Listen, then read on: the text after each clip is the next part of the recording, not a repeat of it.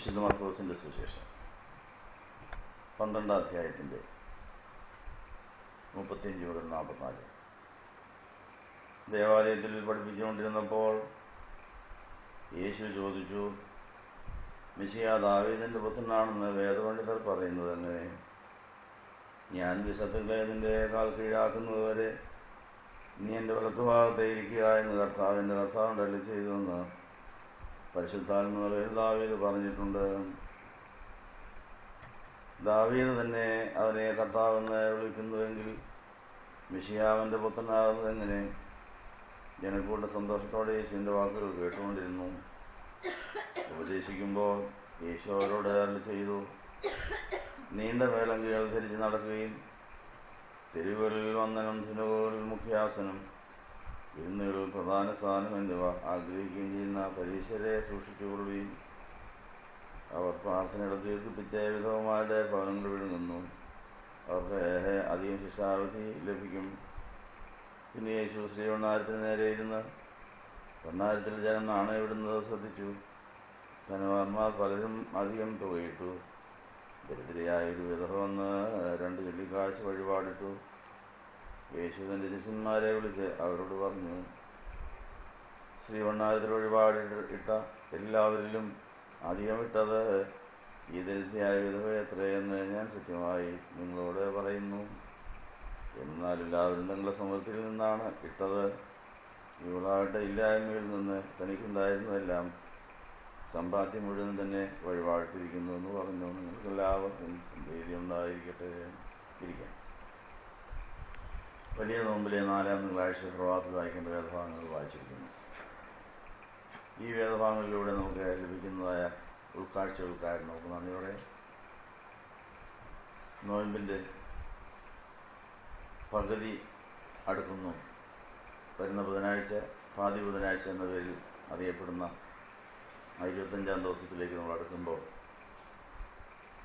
വലിയ നോമ്പിലെ 4-ാം ഞായറാഴ്ചത്തെ ആരാധന കഴിഞ്ഞ് 4-ാം തിങ്കളാഴ്ച നമ്മൾ എത്തിയിരിക്കുമ്പോൾ നമ്മുടെ പിതാക്കന്മാർ ഈ വേദഭാഗങ്ങളിലൂടെയും നോമ്പിലൂടെയും ആർജിച്ചെടുത്തതായ അനുഭവങ്ങൾ നമുക്ക് കിട്ടുന്നുണ്ടോ എന്ന് പരിശോധിക്കുവാൻ ഈ തിരുവചനങ്ങൾ സഹായകരമാകട്ടെ. ഇന്ന് വായിച്ചതായ തിരുവചനങ്ങളെല്ലാം എണ്ണചേർത്ത് ചിന്തിക്കുമ്പോൾ ദൈവരാജ്യത്തിൻ്റെ അനുഭവം നമ്മുടെ ഓരോ ദിവസത്തെ പ്രാണനിൽ കടന്നു വരുവാൻ കഷ്ടങ്ങൾക്കുള്ള സ്ഥാനം എന്താണ്, അതിനെ നമ്മൾ 100% പ്രയോജനപ്പെടുത്തുകയോ എന്ന് പരിശോധിക്കാനാണ്.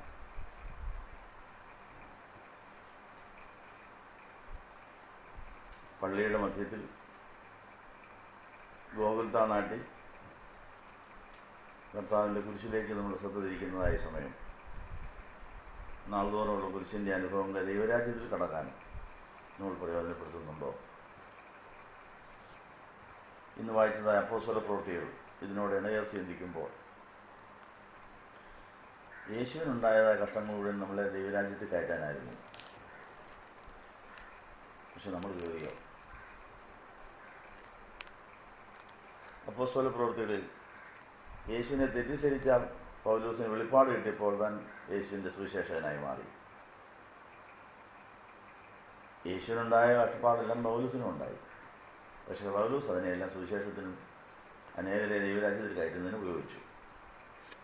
നമുക്കുണ്ടാകുന്ന അനുഭവങ്ങളെ മുഴുവനും അതുപോലെ സുവിശേഷത്തിനും ദൈവരാജ്യത്തെ കയറാനും കയറ്റാനും ഉപകരിച്ചോ എന്നാണ് പരിശോധിക്കുന്നത്.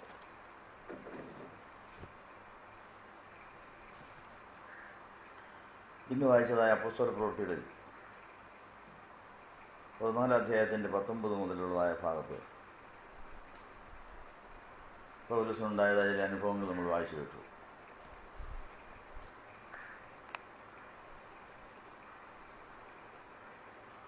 അന്ത്യോക്യയിൽ നിന്നും ഇക്കോന്യയിൽ നിന്നും യഹൂദന്മാർ വന്നുകൂടി പുരുഷാരത്തെ വശത്താക്കി പൗലോസിനെ കല്ലെറിഞ്ഞു. അവൻ മരിച്ചു എന്ന് വിചാരിച്ചിട്ട് അവനെ പട്ടണത്തിന് പുറത്തേക്ക് ഇഴിച്ചു കളഞ്ഞു. അപ്പം അപ്പോസ്തല പ്രവൃത്തികൾ 14-ാം അധ്യായത്തിൻ്റെ 19-ാം വാക്യത്തിൽ പൗലോസിനുണ്ടായ അനുഭവം, താൻ സുവിശേഷം പറഞ്ഞു, സുവിശേഷകനായി വേല ചെയ്തു, കർത്താവിന് നിയോഗപ്രകാരം സുവിശേഷ വേല ചെയ്തു എന്നുള്ള ഒറ്റ കാരണം കൊണ്ട് ചിലർ ശത്രുക്കളാകുന്നു, ചിലർ മിത്രങ്ങളാകുന്നു. ഇത് കർത്താവിനും അപ്പോസ്തലന്മാർക്കും എല്ലാ വിശുദ്ധന്മാർക്കും ഉണ്ടായ ആവർത്തിച്ച അനുഭവമാണ്. നമ്മളതിന് രണ്ടിനെയും സുവിശേഷത്തിന് ഉപയോഗിക്കുന്നുണ്ടോ? ശത്രുക്കളെയും മിത്രങ്ങളെയും, തെറ്റിദ്ധരിച്ചവരെയും, ഉപദ്രവിക്കുന്നവരെയും, സ്നേഹിക്കുന്നവരെയും, അടുത്ത് വരുന്നവരെയും അകന്നു പോകുന്നവരെയും എല്ലാം നമ്മൾ പ്രയോജനപ്പെടുത്തുന്നുണ്ടോ? കർത്താവ് അതിനെല്ലാം പ്രയോജനപ്പെടുത്തി വേല കഴിച്ച് നിവൃത്തിയായെന്ന് പറഞ്ഞ് ഉയർത്തെഴുന്നേറ്റ് പോവുകയും ചെയ്തു. നമ്മുടെ അനുഭവം ഇതാണ്. അന്ത്യോക്യയിൽ നിന്നും ഇക്കോന്യയിൽ നിന്നും യഹൂദന്മാർ വന്നുകൂടി പുരുഷാരത്തെ വശത്താക്കി പൗലോസിനെ കല്ലെറിഞ്ഞു. ഇങ്ങനെ നമ്മുടെ സുവിശേഷകർക്കിടയിൽ, ക്രിസ്തീയ ജീവിതത്തിനിടയിൽ നമുക്കെതിരായി പലരും ഒത്തുകൂടാനും ചിലരെ വശത്താക്കാനും ചിലരെ പക്ഷം പിടിക്കുവാനും അവരൊന്നിച്ചുകൂടി നമ്മളെ കല്ലെറിയാനും സാധ്യതയുണ്ട്. നമ്മൾ അതിനെ പ്രയോജനപ്പെടുത്തുമോ? മരണത്തിൻ്റെ വക്ക് വരെ എത്തിയെന്നാണ് എഴുതിയിരിക്കുന്നു. ആ കല്ലേറ് പൗലോസിനെ മരണത്തിൻ്റെ വക്ക് വരെ എത്തിച്ചു. മരിച്ചെന്ന് വിചാരിച്ചിട്ട് അവനെ പട്ടണത്തിന് ചുറ്റി ഇഴച്ചു കളഞ്ഞുകൊണ്ടാവും. ചത്തു എന്ന് പറഞ്ഞ് അട്ടേച്ചു പോയെന്നാണ് പറയുന്നത്. അപ്പോൾ മരണത്തിൻ്റെ വക്ക് വരെ എത്തത്തക്ക തരത്തായ ദണ്ഡനങ്ങളും പീഡനങ്ങളും രോഗങ്ങളും ശത്രുതകളും എതിർപ്പുകളും നമുക്ക് വരാം. നമ്മളതിനെ സുവിശേഷത്തിനായിട്ട് പ്രയോജനപ്പെടുത്തിയത്. പൗലോസ് അതിനെ എങ്ങനെയാണ് കൈകാര്യം ചെയ്തത്? ഈ സംഭവം പൗലോസ് സ്തോത്രത്തോടെ പിതാവിനെ അറിയിച്ചു, പുത്രനെ അറിയിച്ചു. കർത്താവേ, ഞാനിതുപോലെ വളരെ കല്ലെറിഞ്ഞതും എറിയിച്ചതൊക്കെയാണ്. ഇപ്പം എനിക്ക് കല്ലെറി കിട്ടാൻ തുടങ്ങി. സ്തോത്രം. എന്താ പൗലോസിന് ആ കാര്യം ഓർമ്മ വന്നു. ഞാൻ സ്തെഫാനസിനെ കല്ലെറിയാൻ കൂട്ടുന്നയാളാണ്. പലരെ പിടിച്ചു കെട്ടി ഉപദ്രവിച്ച് ക്രിസ്ത്യാനികളെ നല്ലവണ്ണം ദണ്ഡിപ്പിച്ച് പീഡിപ്പിച്ചൊരു കാലം എനിക്കുണ്ട്. അപ്പം പൗലോസിന് മനസ്സിലായി എൻ്റെ അവസ്ഥയായിപ്പോൾ ഇവർക്ക്.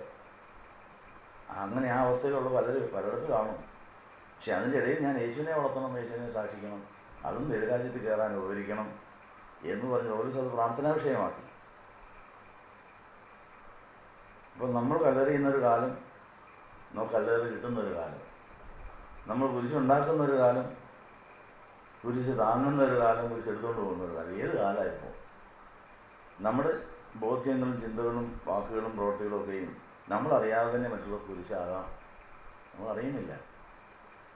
പൗലോസ് ഒരു പരീക്ഷകൻ എന്ന നിലയിൽ പഴയ നിയമം പഠിച്ചയാൾ, ഗമാലിയലിൻ്റെ പാദത്തിൽ നിന്ന് പഠിച്ചയാൾ, തൻ്റെ ബുദ്ധി അനുസരിച്ച് യേശു കള്ളപ്രവാചകനാണ്, കള്ളക്രിസ്തുവാണ്,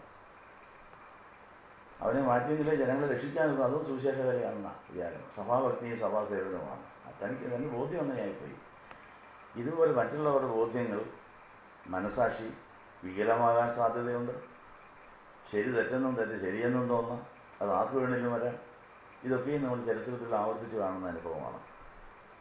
പൗലോസ് തൻ്റെ പഴയ അനുഭവത്തിൻ്റെ പശ്ചാത്തലത്തിൽ ഇവരെ വെറുക്കുന്നില്ല, അതിനെയും പ്രയോജനപ്പെടുത്തി. ഞാൻ കല്ലെറിഞ്ഞപ്പോഴും അനേകർ വേദനിച്ചു, ദുഃഖിച്ചു, ചത്തു. സ്തെഫാനോസ് ചത്തു. പക്ഷെ സ്തെഫാനോസിൻ്റെ പ്രതികരണങ്ങൾ കണ്ടപ്പോഴാണ് പൗലോസിന് മറിച്ചൊരു ചിന്ത തുടങ്ങിയത്. ഞാൻ വിചാരിച്ച പോലെ ആണോ? ഏതാണ്ട് ദിവസങ്ങളുണ്ടല്ലോ, എൻ്റെ ധാരണ എത്രയ്ക്ക് ശരിയാകണമെന്നുണ്ടോ? ഈ യേശു വിശ്വസിക്കുന്ന സ്തെഫാനോസിന് ഇതൊക്കെ സഹിക്കാൻ കഴിയുന്നുണ്ടല്ലോ. അവനെ ഈ കല്ലെറിഞ്ഞവരെ അല്ലല്ലോ നോക്കുന്നത്, സ്വർഗത്തിലേക്കാണല്ലോ നോക്കുന്നത്. സ്വർഗം തുറക്കുന്നത് കാണുന്നല്ലോ. സ്വർഗത്തിൽ ഈ യേശു അവനെ സ്വീകരിക്കാൻ എഴുന്നേറ്റ് നിൽക്കുന്നതെന്നാണല്ലോ പറയുന്നത്.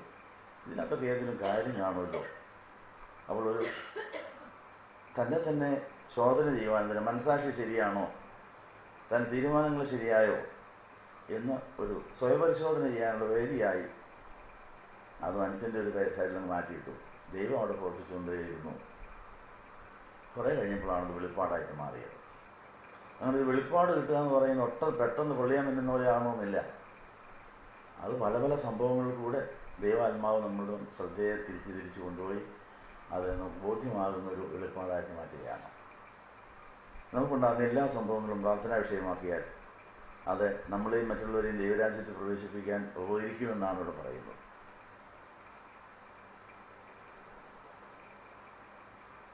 അപ്പോൾ ഉപദ്രവിച്ചുകൊണ്ടിരിക്കുന്നു. അവരുടെ കൊതി തീർന്നു. ഉപദ്രവം, അവൻ ചത്തു, ഇനിയൊന്നും ചെയ്യാനില്ല, പോട്ടെ, അവിടെ കിടക്കട്ടെ. അങ്ങനെ അവർ ഇട്ടേറ്റ് പോയി കഴിഞ്ഞപ്പോൾ ഈ പൗലോസിനെ കർത്താവിന് വീണ്ടും ആവശ്യമുണ്ടായിരുന്നതുകൊണ്ട് അവനെ വീണ്ടും ഉയർപ്പിക്കുകയാണ്, എഴുന്നേൽപ്പിക്കുകയാണ്. അത് സ്വതന്ത്രത്തോടെ സ്വീകരിച്ചതുകൊണ്ടാണ് കർത്താവ് ഉയർപ്പിൻ്റെ അനുഭവത്തിൽ അടുത്ത വേലയ്ക്ക് അത് കരുവാക്കുക, അത് സുവിശേഷത്തിന് ഉപകരിക്കുകയാണ്. അവൻ മരിച്ചു എന്ന് വിചാരിച്ചിട്ട് അവനെ പട്ടണത്തിൻ്റെ പുറത്തേക്ക് ഇഴിച്ചു കളഞ്ഞു. എന്നാൽ ശിഷ്യന്മാർ അവനെ ചുറ്റി നിൽക്കുകയും അവൻ എഴുന്നേറ്റു. അപ്പോൾ കല്ലെറിഞ്ഞിട്ട് വലിച്ചെറിഞ്ഞേച്ച് പോകാനൊരു കൂട്ടർ, ചുറ്റി നിന്ന് പ്രാർത്ഥിക്കാൻ മറ്റൊരു കൂട്ടർ. ഇത് രണ്ടുമുണ്ട്. നമ്മൾ ഈ ചുറ്റി നിന്ന് പ്രാർത്ഥിച്ച് ആരെങ്കിലും എഴുന്നേൽപ്പിക്കുന്നുണ്ടോ, അതോ കല്ലെറിഞ്ഞവരുടെ കൂട്ടത്തിൽ ഇട്ടേച്ച് പോകുന്നുണ്ടോ? ഇതൊക്കെ നമുക്ക് പരിശോധിക്കേണ്ടതാണ്. ശിഷ്യന്മാർ അവനെ ചുറ്റി നിൽക്കയിൽ അവൻ എഴുന്നേറ്റ് പട്ടണത്തിൽ ചെന്നു. അങ്ങനെ വീണവരെ എഴുന്നേൽപ്പിക്കുവാൻ നമ്മുടെ കൂട്ടായ്മയും മധ്യസ്ഥ പ്രാർത്ഥന ഉതകുന്നുണ്ടോ? ഈ സുവിശേഷ വേലയ്ക്കിടയിൽ പലരും ഏറ് കൊള്ളുന്നുണ്ട്, വീഴുന്നുണ്ട്, മരണത്തിൻ്റെ വക്ക് വരെ എത്തുന്നുണ്ട്, ചിലർ ഉപേക്ഷിക്കുന്നുണ്ട്, ചിലർ ഇട്ടേച്ച് പോകുന്നുണ്ട്. മധ്യസ്ഥ പ്രാർത്ഥന നടത്തി ചുറ്റും നിന്ന് അങ്ങനെയുള്ളവരെ എഴുന്നേൽപ്പിച്ച് അടുത്ത ശുശ്രൂഷയ്ക്ക് വിടാൻ നമ്മുടെ മധ്യസ്ഥ പ്രാർത്ഥന ഉതകുന്നുണ്ടോ? നമ്മുടെ കൂട്ടുവേല ഉതകുന്നുണ്ടോ എന്ന് പരിശോധിക്കുന്നത് നല്ലതാണ്. ഈ നോമ്പും പ്രാർത്ഥനയും അതിന് നമ്മളെ ശക്തരാക്കട്ടെ എന്ന് ആശംസിക്കുന്നു. പിറ്റേന്നാൾ ബർന്നബാസിനോട് കൂടെ ദർബയ്ക്ക് പോയി. പിറ്റേ ദിവസത്തെ സുവിശേഷ വേലയ്ക്കുള്ള കരുക്കൾ ഇതിനകത്ത് നിന്ന് പൗലോസ് ചരഞ്ഞു പറിച്ച് എടുത്തു. എന്നിട്ട് അതിൻ്റെ വെളിച്ചത്തിൽ അവിടുത്തെ പ്രസംഗം ആ പട്ടണത്തിലും സുവിശേഷം അറിയിച്ചു. പലരെയും ശിഷ്യരാക്കിയ ശേഷം യാത്ര തുടരുകയാണ്.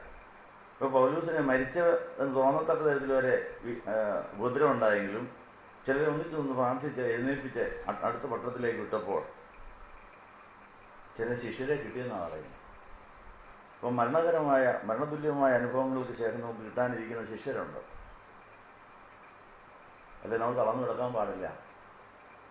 ഒരിടത്തെ വേല തീർന്നു, അടുത്ത വേലയ്ക്കുള്ള വാതിൽ തുറന്നു, അവിടെ വേല ചെയ്തു, കുറേ പേരെ ശിഷ്യരാക്കി. നമുക്ക് അങ്ങനെ വല്ല ശിഷ്യരെയും കിട്ടാറുണ്ടോ? നമ്മളെത്ര വല്ലതായി സങ്കേതഭവനവും സങ്കേതപട്ടണവും ജീസസ് നഗരവും ഒക്കെ ആയിട്ട് ഞാൻ നടക്കുന്നു. നമുക്ക് വല്ലവരും കിട്ടുന്നുണ്ടോ? നമ്മൾ ആരെയും നേടുന്നുണ്ടോ? പലരെയും ശിഷ്യരാക്കി. എത്ര പേരെന്നൊന്നും പറയുന്നില്ല, ഒന്നിലധികം പേര് ശിഷ്യരായി എന്നാണ് പറയുന്നത്. എല്ലാവരെയും ശിഷ്യരാക്കാൻ വേണ്ടിയാണ് സുവിശേഷകരെ വിട്ടിരിക്കുന്നത്. നമ്മുടെ സുവിശേഷം കൊണ്ട് ആരെങ്കിലും ശിഷ്യരാകുകയാണോ ഉണ്ടാകുന്നൊരു പോകുമായിരുന്നു, ആർക്കും ഇടർച്ച വരികയായിരുന്നു. അതും പരിശോധിക്കണം.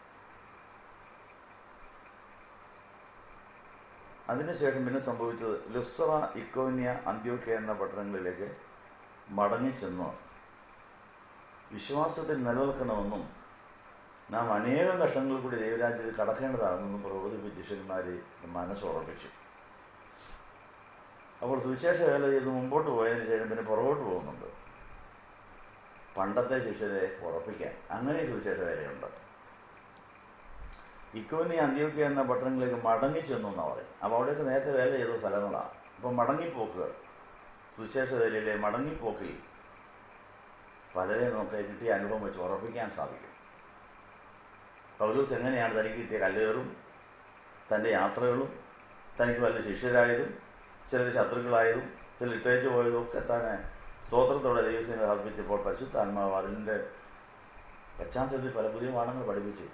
അത് അനേകത്തെ ആത്മീയവർദ്ധന വരുത്തുന്ന ആത്മീയ പാഠങ്ങളായിരുന്നു. വിശ്വാസത്തിൽ നിലനിൽക്കണം. എന്തു സംഭവിച്ചാലും വിശ്വാസത്തിൽ നിലനിൽക്കണം. വിശ്വാസം പ്രവൃത്തിയാക്കണം. വിശ്വാസം ആശിക്കുന്നതിൻ്റെ ഒപ്പം കാണാത്ത കാര്യങ്ങൾ നിശ്ചയമാണ്. കാണാതെ പലതും വിശ്വസിക്കേണ്ടി വരും, കാണാതെ പലതും ആശിക്കേണ്ടി വരും. നമ്മൾ കഴിഞ്ഞ ദിവസം പഠിച്ച വിഷയം ഇതുമായിട്ട് ഘടിപ്പിക്കുകയാണ്.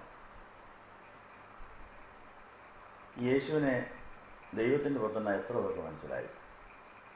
എത്ര പേര് വിശ്വസിച്ചു? കാര്യം കഴിഞ്ഞിട്ടേക്ക് പോയവരാണ് എല്ലാവരും. 5-6 പേര് മാത്രമേ കുരിശിന് ചൂണ്ടി ഇവൻ തന്നെയാണ് ദൈവപുത്രൻ. മരുഭൂമിയിൽ കണ്ട തേജോമയനായ ആൾ തന്നെയാണ് ഈ തുണിയില്ലാതെ കിടക്കുന്നത്, മുറിഞ്ഞ് ചതഞ്ഞ് വികൃതനായി കിടക്കുന്ന ആൾ തന്നെയാണ് എന്ന് യോഹന്നാന് മാത്രമേ മനസ്സിലായുള്ളൂ. പത്രോസിനും യാക്കോബിനും അത് മനസ്സിലായില്ല, അവരിട്ടേക്ക് പോയി. മിശിഹായും ദൈവത്തിൻ്റെ രാജ്യത്തിലെ രാജാവ് ഇങ്ങനെയൊക്കെ കിടക്കേണ്ട വല്ല കാര്യമുണ്ടോ? അവനങ്ങ് രാജാവായപ്പോരായിരുന്നു. അപ്പോൾ ഞങ്ങൾക്ക് തെറ്റിപ്പോയി, ഈ ആളിനെ ഞങ്ങൾ ശരിയായിട്ട് മനസ്സിലാക്കിയില്ല, വേറെ വല്ലവരുമായിരിക്കും ക്രിസ്തുവായിട്ട് വരാൻ പോകുന്നു വിചാരിച്ച് അവർ വേറെ നടക്കുക. ഇത് ക്രിസ്തു തന്നെയാണ്. ക്രിസ്തു ഇതിലൂടെ പോയാലേ നമ്മൾ രക്ഷപ്പെടുമെന്നുള്ളത് യോഹന്നാൻ മാത്രമേ മനസ്സിലായുള്ളൂ. ബേത്ലഹേം തൊട്ട് കാൽവറി വരെയുള്ള യാത്രയിൽ എത്ര പേർക്ക് യേശുവിനെ മനസ്സിലായി? എത്ര പേര് തെറ്റിദ്ധരിച്ചു? അപ്പോൾ ഇന്നലെ നമ്മൾ പഠിച്ച കാര്യം, യേശുവിനെ നമ്മൾ മാമോദിസായി സ്വീകരിച്ചവരാണ്. അതെത്ര പേർക്ക് മനസ്സിലായി? കുമ്പസാരവും പാപോധന പ്രാർത്ഥനയും നടത്തിയിട്ടാണ് നമ്മൾ കുർബാന അനുഭവിക്കുന്നത്. കുമ്പസാരിക്കാൻ ഇല്ലാത്തതുകൊണ്ടാണ് നമ്മൾ ക്രൂസോയെ പ്രാപിക്കുന്നത്. കുമ്പസാരിക്കാനുള്ളപ്പോൾ കുമ്പസാരിച്ചിട്ട് കുർബാന അനുഭവിക്കുന്നു എന്ന് പറയും നമ്മൾ. അങ്ങനെ നമ്മുടെ മനസ്സാക്ഷി അനുസരിച്ച് ശുദ്ധീകരണം പ്രാപിച്ച് യേശുവിൻ്റെ തിരിച്ചറിയിക്ക് നിങ്ങൾ അനുഭവിക്കുന്നു. അപ്പോൾ യേശു നമ്മുടെ അകത്തുണ്ട്.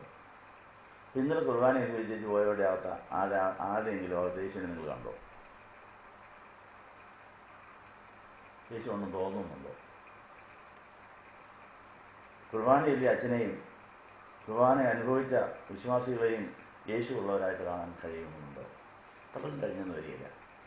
പക്ഷെ അവിടെയും വിശ്വസിക്കണം. നമ്മുടെ ബുദ്ധിയും യുക്തിയല്ല. വചനപ്രകാരം അവർ യേശുവിനെ കൈക്കൊണ്ടവരാണ്. അപ്പോൾ ദൈവത്തിന് മക്കളാണ്. വചനപ്രകാരം അവരെ പാപം ഏറ്റുപറഞ്ഞവരാണ്. വചനപ്രകാരം അവർ പാപോധനത്തിന് അധികാരമുള്ള ഒരു പുരോഹിതൻ്റെ അടുത്ത് കൈവയ്പ് ഉള്ള ഒരു പുരോഹിതൻ്റെ അടുത്ത് ക്രൂസോയെ പ്രാപിച്ചിട്ടുള്ളൂ. അവർ പാപം മോഹിച്ചിട്ടുണ്ട്. ഇന്ന് വരെയുള്ള കണക്ക് തീർന്നു, നമ്മളിനിയും പഴയ കണക്ക് നോക്കേണ്ട കാര്യമില്ല എന്ന് നമുക്ക് വിശ്വസിക്കാൻ സാധിക്കുന്നുണ്ടോ? നമുക്കുള്ള തോണ്ടപ്രകാരം പഴയ സ്വഭാവത്തിനൊരു വ്യത്യാസവും കാണുകയില്ലായിരിക്കും.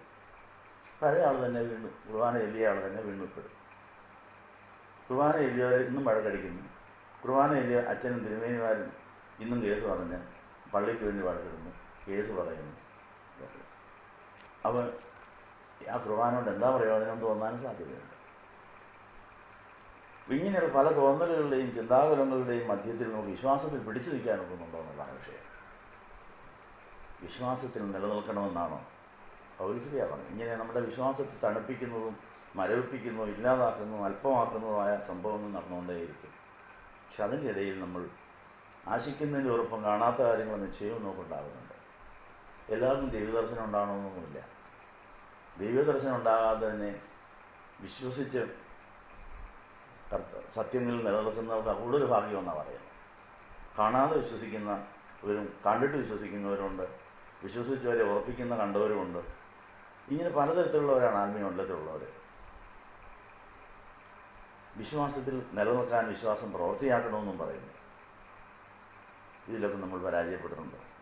അപ്പോൾ യേശുവിൻ്റെ ജനനം മുതൽ സ്വർഗാരോഹണം വരെയുള്ള സമയത്ത് യേശുവിനെ കണ്ടവർ എത്ര പേരുണ്ട്? യേശുവിനെ തിരിച്ചറിഞ്ഞവർ 11 ശിഷ്യന്മാർക്ക് മാത്രമേ സ്വർഗാരോഹണം ചെയ്ത് യേശുവിനെ കാണാനത്തുള്ളൂ. ഉയർത്തെഴുന്നേറ്റ് യേശുവിനെ 500 പേർക്ക് വരെ കാണാൻ സാധിച്ചു. പക്ഷേ പെന്തിക്കോസ്തിൽ 120 ഉള്ളൂ. കണ്ടിട്ട് എന്നാ ഗുണം?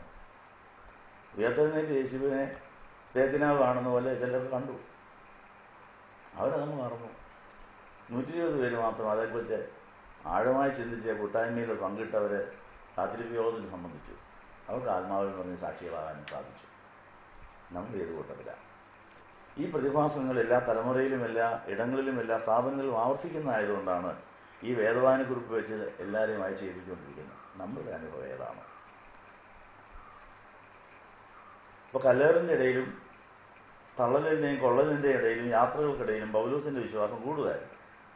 പൗലോസിന് നിരാശ വന്നില്ല. തൻ്റെ അനുഭവങ്ങൾ മുഴുവൻ സുവിശേഷത്തിന് പ്രയോജനപ്പെടുത്തി അത് വിശ്വാസം വർദ്ധിപ്പിക്കാനുള്ള തോന്നി. സുവിശേഷ വേലയ്ക്ക് തന്നെ അതിനെ ഉപയോഗിച്ചു.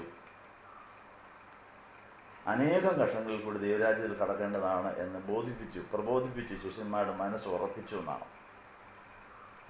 നമ്മുടെ മനസ്സ് ഉറപ്പിച്ചിട്ട് മറ്റുള്ളവരുടെ മനസ്സിനെ ഉറപ്പിക്കാൻ വിളിക്കപ്പെട്ടവരാണ്. നമ്മുടെ മനസ്സ് ഇളകിപ്പോകുന്നുണ്ടോ?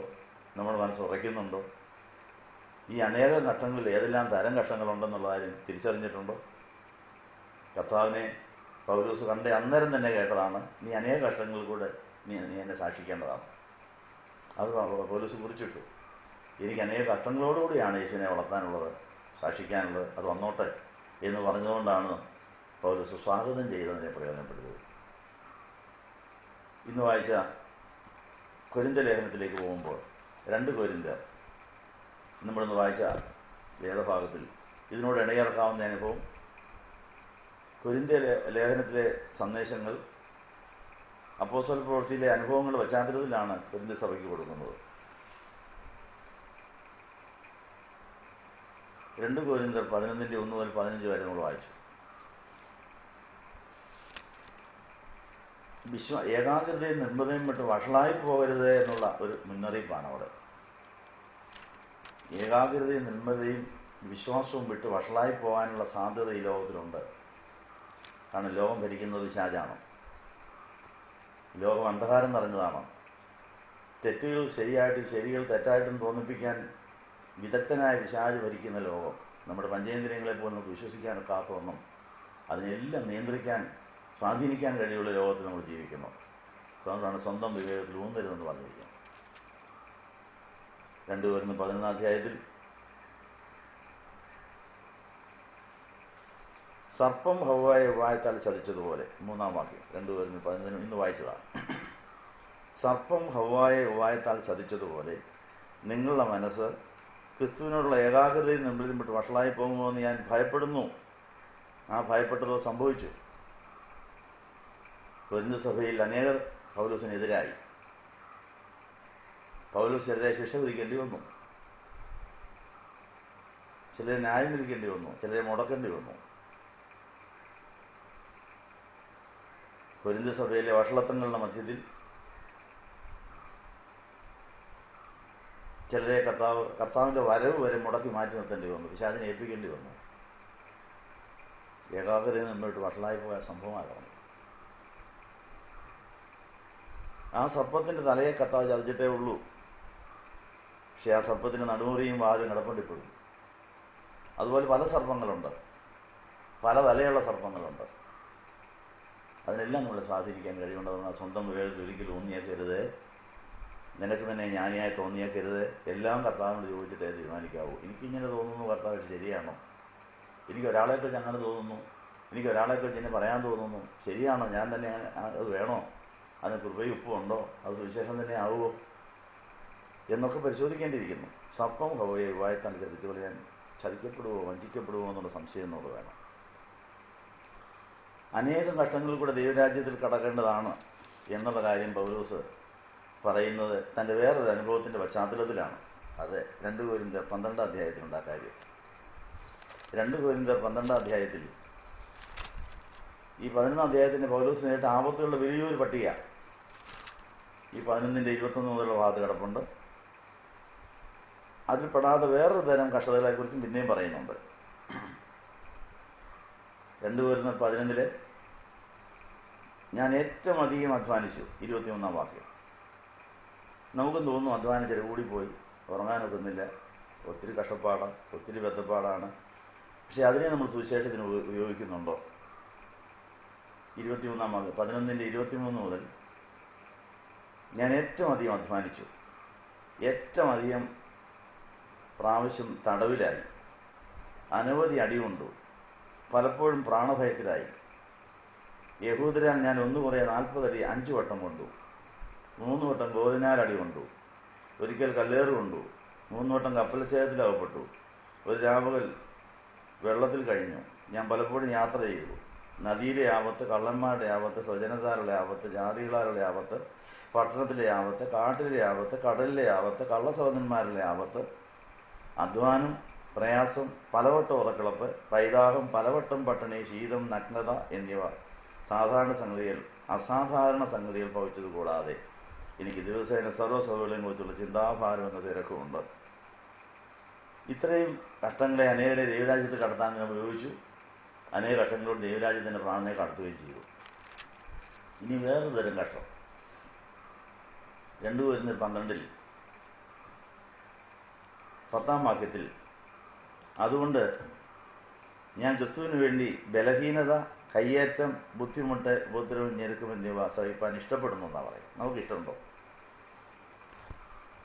തനിക്കുണ്ടായതായ കഷ്ടങ്ങളെ ചുരുക്കി 5 കൂട്ടം കാര്യത്തിലാക്കി ഒതുക്കി പറയുന്നു. അതിൻ്റെ വിശദീകരണമാണ് 11-ാം അധ്യായത്തിൽ നമ്മൾ മുമ്പേ വായിച്ച് കേട്ടത്. അത് വേറെ പലയിടത്തും തന്നെ ഊന്നി പറയുന്നുണ്ട്. ഇപ്പോൾ 11-ാം അധ്യായത്തിലെ 2 കൊരിന്ത്യർ 11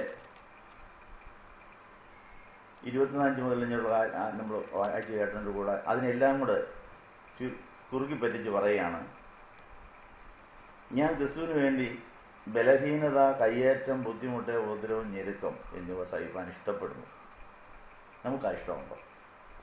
നമ്മുടെ മനസ്സാക്ഷി ശുദ്ധമായെങ്കിൽ മാത്രമേ വചനത്തിൻ്റെ വികാസനം അല്പബുദ്ധിയിൽ നിന്നും സ്വർഗത്തിലെ ബുദ്ധിയിലേക്ക് നമ്മുടെ മനസ്സ് വികസിച്ചെങ്കിൽ മാത്രമേ ഇഷ്ടപ്പെടാനൊക്കെ ഉള്ളൂ. ഇത് അല്ല നമ്മൾ വെറുത്തു പോകും, അറച്ചു പോകും, മടുത്തു പോകും. പൗലോസിനെ ഈ കിട്ടിയ അനുഭവം മുഴുവൻ പ്രാർത്ഥനയാക്കി ആത്മാവിൻ്റെ ജ്വലിപ്പിക്കലിന് പ്രയോജനപ്പെടുത്തിയതുകൊണ്ട് എല്ലാ കയ്യേറ്റങ്ങളെയും താൻ സ്വാഗതം ചെയ്തു, എല്ലാ ബുദ്ധിമുട്ടുകളെയും താൻ പ്രയോജനപ്പെടുത്തി, എല്ലാ ഉപദ്രവങ്ങളെയും താൻ ആത്മീയവർദ്ധനയ്ക്കായിട്ടും തൻ്റെ ഉള്ളിലെ അനേകരുടെ വീട് പണിക്കായിട്ടും ഞെരുക്കങ്ങളെ മുഴുവൻ തൻ്റെ ചിറക് വികസിപ്പിച്ച് കഴുകൻ ചിറകാക്കി അതിനെ കൊടുങ്കാറ്റിന് മുകളിൽ പറന്നു വീരാൻ പറ്റിയ ചിറകുകളാകാൻ താൻ ഉപയോഗിച്ചു. ഇവയെല്ലാം സഹിപ്പാൻ ഇഷ്ടപ്പെടുന്നു എന്നാണ് പറയുന്നത്. നമ്മൾ നോയമ്പിൻ്റെ 4-ാം വാരത്തിൽ വരുമ്പോൾ ഈ ഇഷ്ടം നമുക്കുണ്ടായിട്ടുണ്ടോ? ബലഹീനനായിരിക്കുമ്പോൾ തന്നെ ഞാൻ ശക്തനുമാണ്. അത് വേറൊരു അനുഭവം. ഇവയെല്ലാം ഇഷ്ടപ്പെടാൻ സാധിച്ചാൽ ബലഹീനതയുടെ മധ്യ കിട്ടുന്നൊരു ശക്തിയുണ്ട്. അത് പ്രാർത്ഥനയാക്കി മാറ്റുമ്പോൾ, കർത്താവേ, ഞാൻ ബലഹീനനായിട്ടുണ്ട്, നിന്റെ അമിതമായ ബലം എന്നിലേക്ക് വരുവാൻ ഞാൻ അമിതമായി ക്ഷീണിച്ചിട്ടുണ്ടെന്ന് പറയണം. ആത്മീയവും മാനസികവും ശാരീരികമായ ക്ഷീണം വരുമ്പോൾ ഉടനെ വിവരം അറിയിക്കാത്ത ഞാൻ ക്ഷീണിച്ച് കിട്ടിയിട്ടുണ്ട് കേട്ടോ, നിനക്ക് ശക്തി കൂടുതലല്ലേ, അതൊക്കെ കെട്ടിക്കിടക്കുകയല്ലേ, അതിങ്ങോട്ട് പോരട്ടെ. അപ്പോൾ കർത്താവിൻ്റെ അമിതമായ ബലവും നമ്മുടെ അമിതമായ ബലഹീനതയും കൂടെ ചേരുമ്പോൾ രണ്ടുപേർക്ക് സുഖം. കർത്താവിൻ്റെ അസ്വസ്ഥത തന്നെ ശക്തി കെട്ടിക്കിടക്കുന്നു, നമ്മുടെ അസ്വസ്ഥത തന്നെ ആവശ്യത്തിന് ശക്തി ഇല്ല. കർത്താവ് നമ്മളോട് ഒന്നായി എങ്കിൽ മാത്രമേ രണ്ടുപേർക്ക് സുഖം കിട്ടുകയുള്ളൂ. കർത്താവിന് സുഖം കിട്ടണമെങ്കിൽ എന്നാ വേണം? കെട്ടിക്കിടക്കുന്ന ശക്തി നമ്മളിലേക്ക് ഒഴുകണം. നമുക്ക് സുഖം കിട്ടണമെങ്കിൽ എന്നാ വേണം? നമ്മുടെ ബലഹീനതയിലേക്ക് കർത്താവിൻ്റെ ബലം. നമ്മൾ സ്വോത്രം പറഞ്ഞാൽ, കർത്താവ് ഞാൻ ബലഹീനയാണ്, ബലം ഇങ്ങോട്ട് പോരട്ടെ, നിനക്ക് സുഖം കിട്ടട്ടെ, എനിക്കും സുഖം കിട്ടട്ടെ. അതെല്ലാം സ്വോത്രത്തോടെയാണ് പറയുന്നത്. എൻ്റെ ആത്മീയമായ ബലഹീനതയുണ്ട്, ശാരീരിക ബലഹീനതയുണ്ട്, സാമ്പത്തിക ബലഹീനത, ഒത്തിരി ബലഹീനതയുണ്ട്. നീ സമ്പന്നനുമാണ്, നീ മിടുക്കനുമാണ്, ഞാൻ ബലഹീനയുമാണ്, ഇങ്ങോട്ട് പോരട്ടെ, ഞാൻ ഇവിടെ ഇരിപ്പുണ്ട്. അപ്പം അങ്ങനെ ഏത് അനുഭവവും കർത്താവിൻ്റെ വേലയ്ക്കുള്ള വേദികളാക്കി കൊടുത്താൽ എല്ലാത്തിലും സന്തോഷിക്കാമെന്നാണ് പറയുന്നത്. ഈ പൗലോസിന് ഈ 4 തരം, ഈ 5 തരം ബലഹീനത, കയ്യേറ്റം, ബുദ്ധിമുട്ട്, ഉപദ്രവം, ഞെരുക്ക് എപ്പോഴാണ് ഉണ്ടായെന്നറിയാമോ? 3-ാം സ്വർഗ്ഗത്തോളം എടുക്കപ്പെട്ട ദർശനം കിട്ടിക്കഴിഞ്ഞാൽ. നമുക്ക് എന്നാ ഈ ദർശനം കിട്ടാത്തതിൻ്റെ കാര്യം എന്നറിയാമോ? ദർശനം കിട്ടിയാൽ ഈ അനുഭവം വരും. പിന്നെ എന്താ, 3-ാം സ്വർഗം വരെ പോയാൽ നമുക്ക് പൊതിയാ. സ്വർഗത്തിൽ പോയിട്ട് ഇറങ്ങി വരുമ്പോഴത്തേന് ഈ ഭൂമിയിലാണ് താമസിക്കേണ്ടത്. പിശാച് വിടുവോ? അവനവിടുത്തെ സുഖമൊക്കെ അറിയാം. പണ്ട് അവിടെ നിന്ന് തള്ളപ്പെട്ട ആളാണ്. അപ്പോൾ നമ്മൾ ആരെങ്കിലും സ്വർഗത്തിലേക്കൊന്ന് ഉയർന്നെന്നോ സ്വർഗീയ അനുഭവം കിട്ടുമെന്ന് പറയുമ്പോൾ മഹാ അസൂയയാണ്. അവർ പോയി സൂചിച്ച് വരിക, സന്തോഷിച്ച് വരിക. അങ്ങനെയാണ് ഞാൻ ശരിക്കൊന്ന് ഞെരിക്കണം, ശരിക്കൊന്ന് പൊരിക്കണം എന്ന് വിചാരിക്കും. അപ്പം 3-ാം സ്വർഗത്തോളം വരെ എടുക്കപ്പെട്ട പൗലോസിൻ്റെ ദർശനത്തിന് ശേഷമാണ് തനിക്ക് 5 തരം ഞെരുക്കങ്ങൾ പിന്നെ ഉണ്ടാകുന്നത്. ഏതാർത്ഥം മാറ്റത്തിലാണത്. അപ്പം പ്രാർത്ഥനയുടെയും ഉപവാസത്തിൻ്റെയും ധ്യാനത്തിൻ്റെയും രാത്രി പ്രാർത്ഥനയുടെ ഇടയിൽ നമുക്ക് 3-ാം സ്വർഗം വരെയും ഉയർന്നു എന്ന് അവിടുത്തെ ആനന്ദങ്ങൾ ആസ്വദിച്ച് വരാനുള്ള അവകാശമുണ്ട്. 2-ാം വാക്യത്തിൽ 2 കൊരിന്ത്യർ 12:2 ക്രിസ്തുവുള്ള ഒരു മനുഷ്യനെ ഞാൻ അറിയുന്നു, അത് പൗലോസിനാണെന്ന് പോലും പറയുന്നില്ല. അവൻ 14 സംവത്സരം മുമ്പേ 3-ാം സ്വർഗത്തോളം എടുക്കപ്പെട്ടു. ശരീരത്തോടെയോ എന്ന് ഞാൻ അറിയുന്നില്ല, ശരീരം കൂടാതെയോ ഒന്നും അറിയുന്നില്ല, ദൈവം അറിയുന്നു. ആ മനുഷ്യൻ പർദീസയോടെ എടുക്കപ്പെട്ടു. ശരീരത്തോടെ ശരീരം കൂടാതെയോ എന്ന് ഞാൻ അറിയുന്നില്ല, ദൈവം അറിയുന്നു. മനുഷ്യൻ ഉച്ചരിപ്പാൻ പാടില്ലാത്തതും പറഞ്ഞുകൂടാത്തതുമായ വാക്കുകളെ അവൻ കേട്ടുവെന്ന് ഞാൻ അറിയുന്നു. അവനെക്കുറിച്ച് ഞാൻ പ്രശംസിക്കും.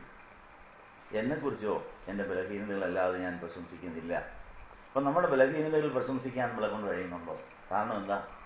നമ്മുടെ ബലഹീനത കർത്താവിൻ്റെ ബലം വരാനുള്ള വേദികളാണ്. അല്ല, ബലഹീനതയെ മാത്രം ഓർത്ത് ദുഃഖിക്കുകയല്ല വേണ്ടത്. കർത്താവെ, ബലഹീനത വന്നു കിട്ടിയിട്ടുണ്ട്, നിന്റെ ബലം ഇങ്ങോട്ട് പോരട്ടെ എന്നാണ് പറയുന്നത്. പറഞ്ഞില്ലേ അവിടെ കിടക്കും. അതിന് സ്വിച്ചിടണം. ഇരുട്ടത്തെ ലൈറ്റിൻ്റെ സ്വിച്ചിട്ടില്ലേ ലൈറ്റ് വരുമോ? ഉഷ്ണം പോയി കിടക്കുമ്പോൾ ഫാനിൻ്റെ സ്വിച്ചിട്ടില്ലെങ്കിൽ ഫാൻ കറങ്ങുമോ? നമ്മളിങ്ങനെ സ്വിച്ചിൻ്റെ അടുത്തേക്ക് വരുന്ന ഒന്നുമില്ലേന്ന് പറഞ്ഞ് കരയുക. അപ്പോൾ കർത്താവിൻ്റെ അമിതമായ ബലത്തിൻ്റെ സ്വിച്ച് നമ്മുടെ തൊട്ടടുത്തിരിപ്പുണ്ട്. അതാണ് വിശ്വാസത്തിൻ്റെ സ്വിച്ച്.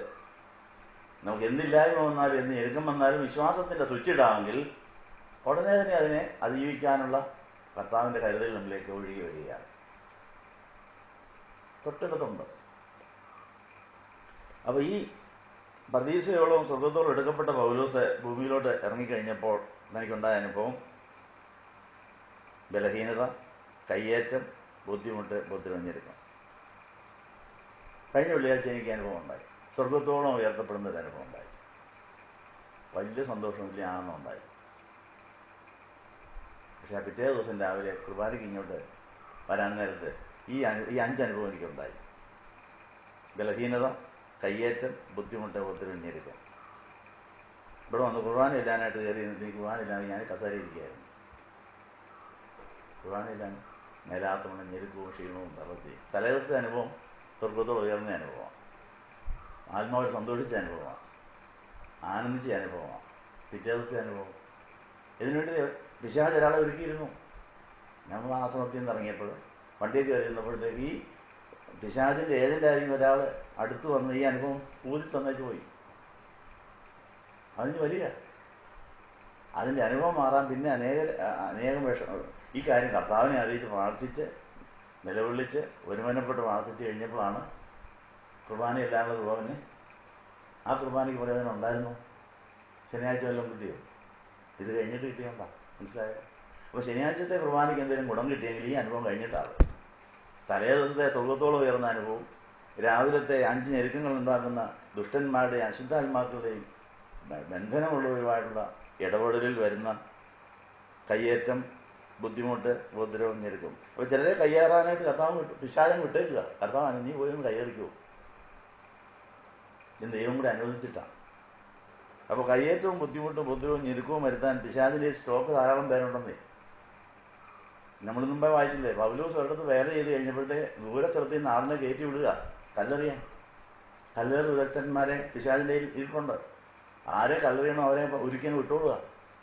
അപ്പോൾ ഇതെല്ലാം ദൈവം കൂടെ അനുവദിച്ചതാണെന്ന് അറിയാമെങ്കിൽ ഇതിൻ്റെ മധ്യത്തിൽ അനേക ഘട്ടങ്ങൾ കൂടി ദൈവരാജ്യത്തിൽ കടക്കാനും അനേകരെ കടത്താനും സാധിക്കും. ഇതാണ് നമ്മുടെ ചിന്താവിഷയം. അപ്പോൾ നമുക്ക് ഈ കാര്യങ്ങൾ ബോധ്യമാകുന്നവരുടെ എണ്ണം കുറവായതുകൊണ്ടാണ് കൂട്ടായ്മയ്ക്ക് ആൾ കുറയുന്നത്. കൂട്ടായ്മയ്ക്ക് ആരും ഇല്ലെങ്കിലും ആൾ പറഞ്ഞാൽ നമുക്ക് ഒറ്റയ്ക്കും പ്രാർത്ഥിക്കാമേ. അപ്പോൾ ഉള്ളവർക്ക് ഈ അനുഭവം ദൈവം തരാൻ കാത്തിരിക്കുന്നു. നോമ്പിൻ്റെ 4ാമത്തെ തിങ്കളാഴ്ച ഈ അനുഭവങ്ങൾക്ക് പിതാക്കന്മാരെ ബലപ്പെടുത്തി അവർക്കുണ്ടായ ഘട്ടങ്ങളെ മുഴുവൻ ദൈവരാജ്യത്തിൽ പ്രവേശിക്കാൻ അവർ പ്രയോജനപ്പെടുത്തി. അങ്ങനെ പൗലോസ് തൻ്റെ അവസാനം കഴുത്തറക്കാൻ പോലും വിട്ടുകൊടുത്തിട്ട് അറക്കപ്പെട്ട കഴുത്തും ആ തലയും സുവിശേഷം പറഞ്ഞിട്ടാണ് പോയത്. അങ്ങനെ പൗലോസിൻ്റെ ജീവനും ജീവിതവും മരണവും ഉയർപ്പും തൻ്റെ ജീവചരിത്രവും ഇന്ന് അനേകരെ പ്രചോദിപ്പിച്ചുകൊണ്ടിരിക്കുന്നു. നമ്മുടെ ജീവിതം അങ്ങനെ ആകട്ടെ എന്ന് ആശംസിക്കുന്നു. നമുക്ക് പ്രാർത്ഥിക്കാം. ഞങ്ങളെ സ്നേഹിക്കുന്ന ദൈവമേ, നോയമ്പിൻ്റെ 4ാം തിങ്കളാഴ്ച നിങ്ങൾ വായിച്ചെടുത്ത് തിരുവനന്തപുരം നേർച്ച എന്നിട്ടിപ്പോൾ കിട്ടിയ വിശ്വാസത്തിന് പ്രത്യാശിക്കുന്ന ദൈവ സ്നേഹത്തിനുമായി ഞങ്ങൾ നന്ദി പറയുന്നു. ഞങ്ങൾ ബലഹീനരാകാൻ നീ സമ്മതിക്കുന്നതിൻ്റെ അമിതമായ വില ഞങ്ങളെ ഒഴുകി വരാനാണെന്ന് ഞങ്ങളെ കേട്ട് ഞാൻ നന്ദി പറയുന്നു. പക്ഷേ ഞങ്ങൾ പലപ്പോഴും സ്വിച്ചിടാൻ മറക്കാറുണ്ട്. വിശ്വാസത്തിൻ്റെ സ്വിച്ച് അമർത്താതെ ഞങ്ങളുടെ കഷ്ടനഷ്ടങ്ങളുടെയും ഞെരുക്കങ്ങളുടെയും സങ്കടങ്ങളുടെയും ബലഹീനതകളുടെയും മധ്യത്തിൽ ഞങ്ങൾ ഉരുളുകയാണ്, വിഷമിക്കുകയാണ്. എന്നാൽ വിശുദ്ധന്മാർ ആശിക്കുന്നതിൻ്റെ ഉറപ്പോടും കാണാത്ത കാര്യങ്ങൾ നിശ്ചയത്തോടും കൂടി അതിനെല്ലാം പ്രയോജനപ്പെടുത്തി അനേകരെ നേടിയതുപോലെ ഞങ്ങളെ നേടുവാൻ സഹായിക്കണമെന്നും യേശുവിൻ്റെ നാമത്തിൽ യാചിക്കുന്നത് പിതാവിനും പുത്രനും പരിശുദ്ധാത്മാവിനും സ്തുതിയായിട്ട് തന്നെ.